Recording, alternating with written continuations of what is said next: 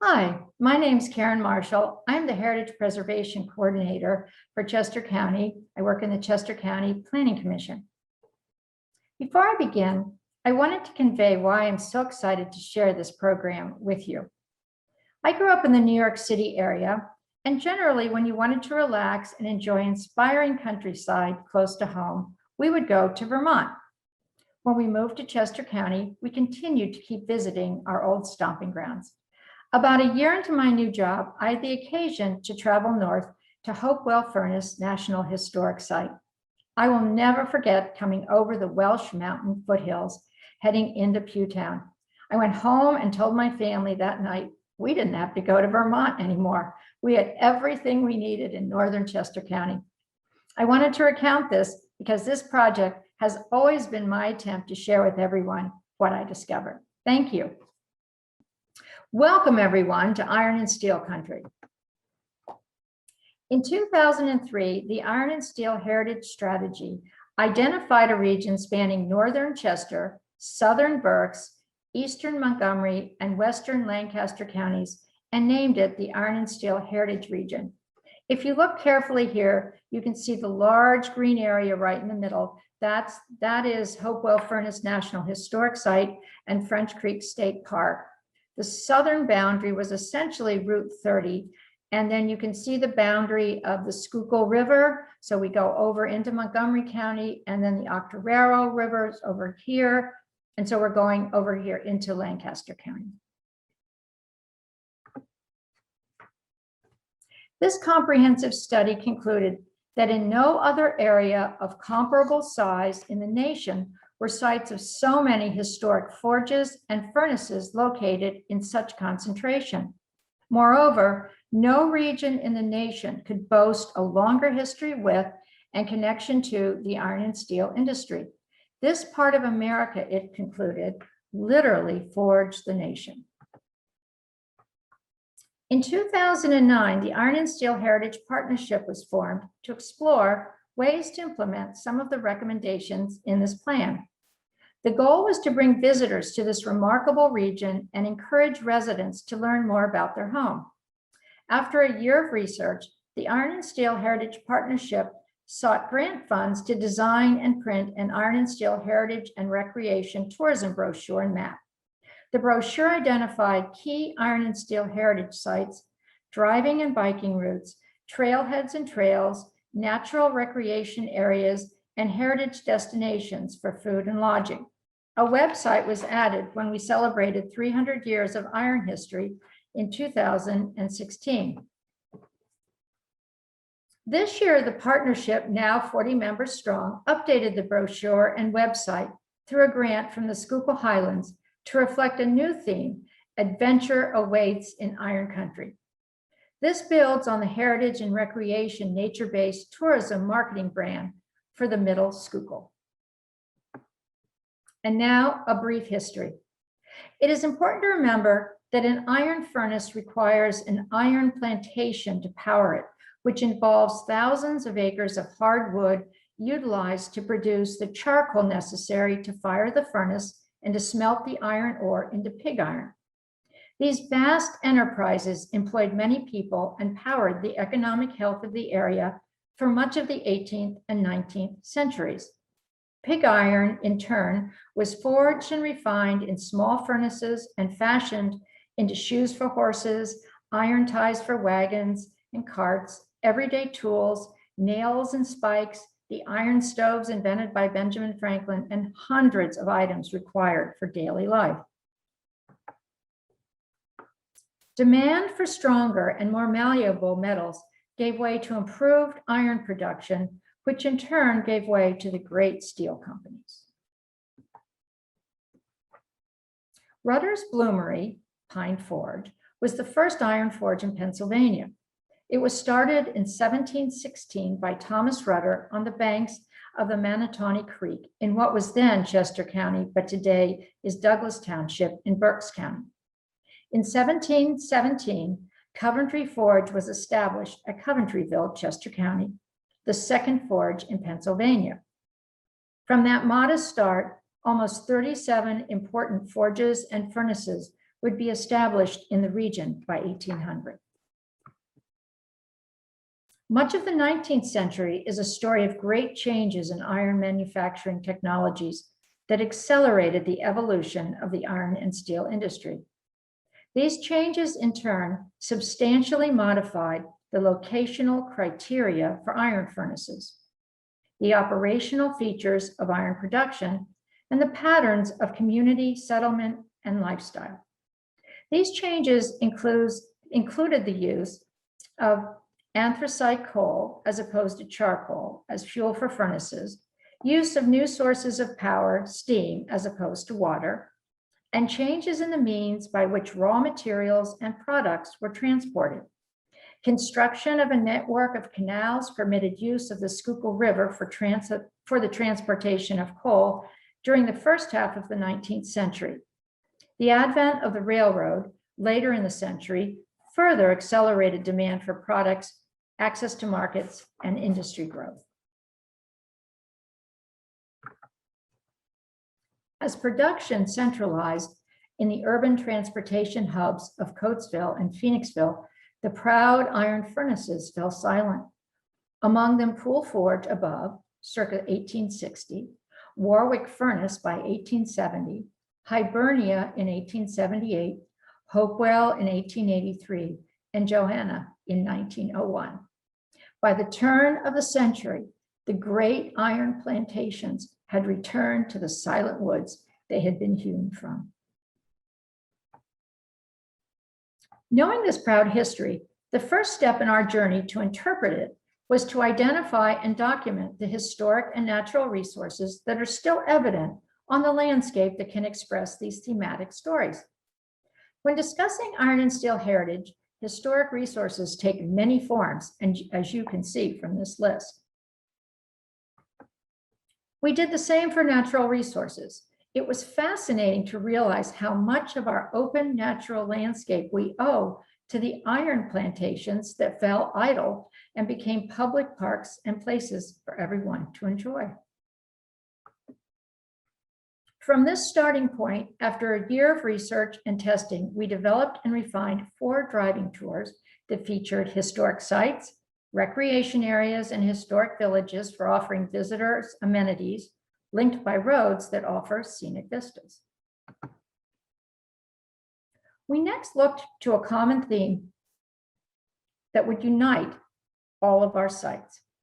After considering the many stories that these places conveyed, we decided on a common theme of freedom. Since the iron provided the tools to build the colonies and then much of the ordnance in our struggle for independence. Next, the growing industry and its evolution to steel production attracted immigrants from around the world who came to our area to seek a fair day's wage for a fair day's work in the iron and steel industries.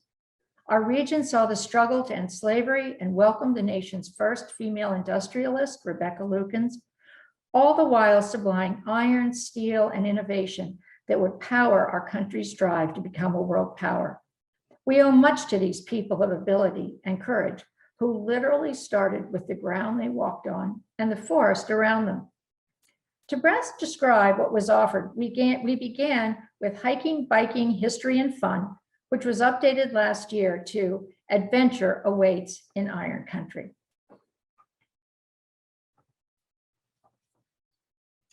Our brochure and website are updated as we add new sites thanks to the support from the Schuylkill Highlands Grant, the Chester County Conference and Visitors Bureau, the Chester County Planning Commission, and our steering committee representatives from Friends of Hopewell Furnace, Historic Yellow Springs, Hopewell Furnace National Historic Sites, the National Iron and Steel Heritage Museum, Warwick County Park, and the Schuylkill River Heritage Center at Phoenixville.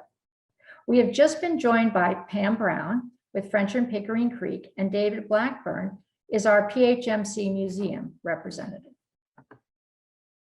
So let's explore and sample the stops on each tour. We will begin with Forging Freedom. As you can see, each tour has a recommended length of visit and highlights heritage, recreation, and visitor amenity stops.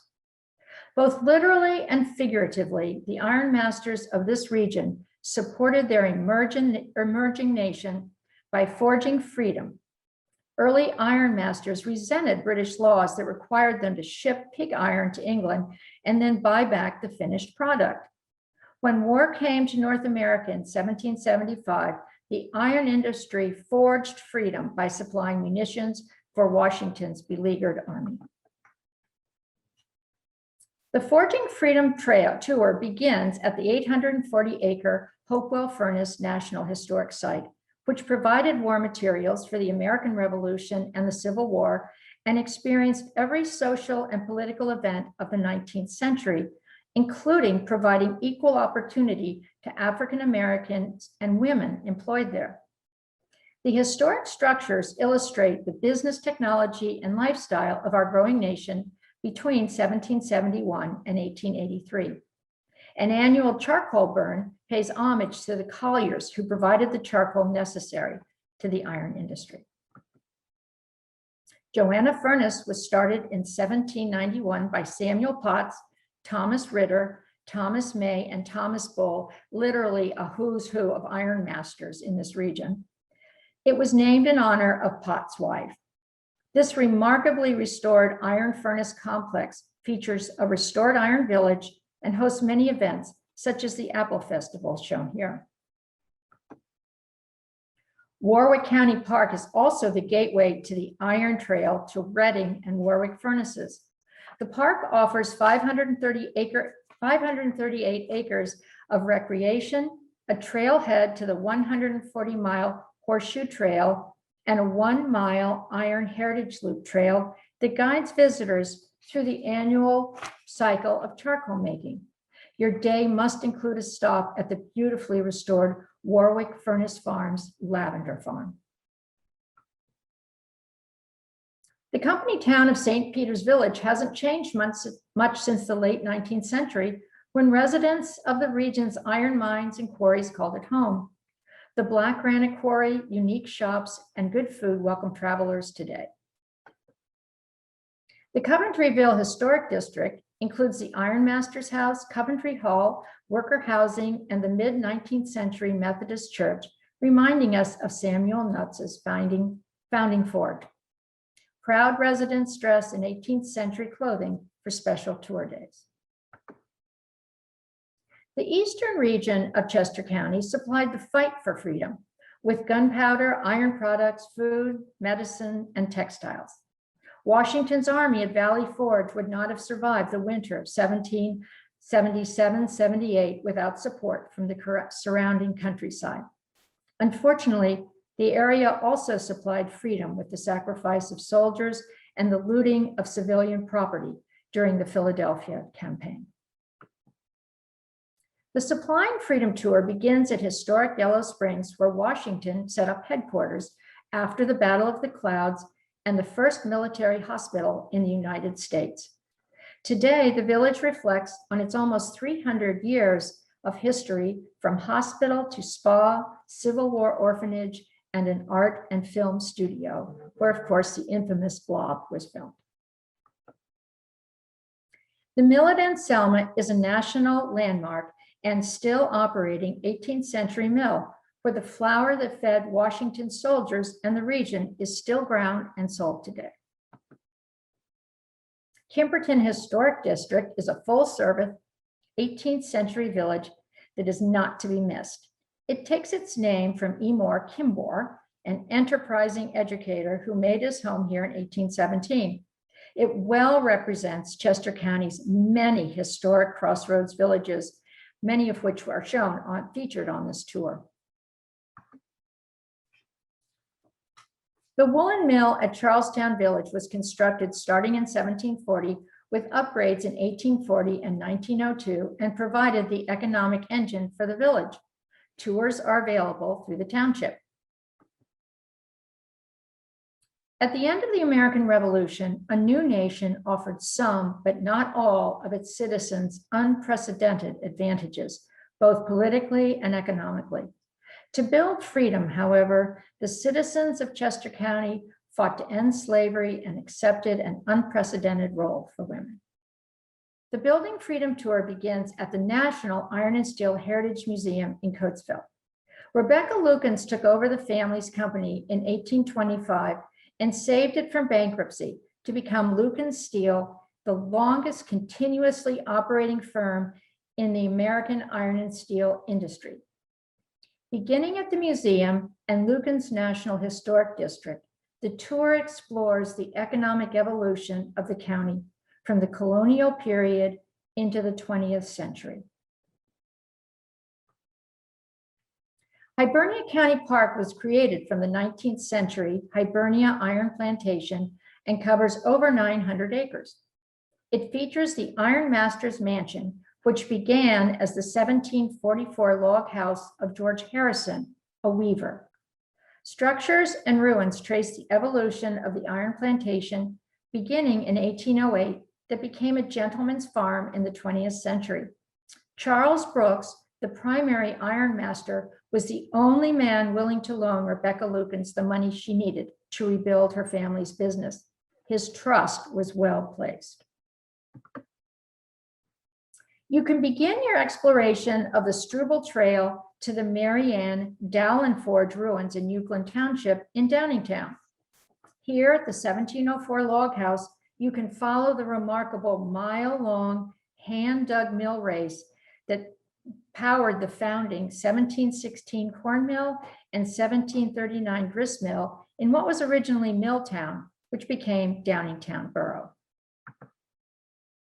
Marshallton Village, named after botanist and Renaissance man Humphrey Marshall, has a special relationship with the Battle of Brandywine and is a preserved drovers village, home to Bradford Meeting. Don't miss the Marshallton Village Heritage Center and the patio at Four Dogs Tavern. Ursulton Village is home to the Fallowfield Friends Meeting and People's Hall, pictured here, an important underground railroad stop and center of abolitionist activity in the 1800s. And finally, the Powering Freedom Tour follows the Schuylkill River Trail, symbolizing the seismic change that the canal brought, delivering coal from Western Pennsylvania to power the transition to steel and the growth of transportation corridors in the 19th and 20th centuries. Both this tour and the Supplying Freedom tour are anchored in Valley Forge. Winning independence from Great Britain established the United States. Many European countries, however, wanted the new country to fail. However, in the late 18th and 19th century, industrial development in this region helped guarantee that our new country would thrive and remain independent.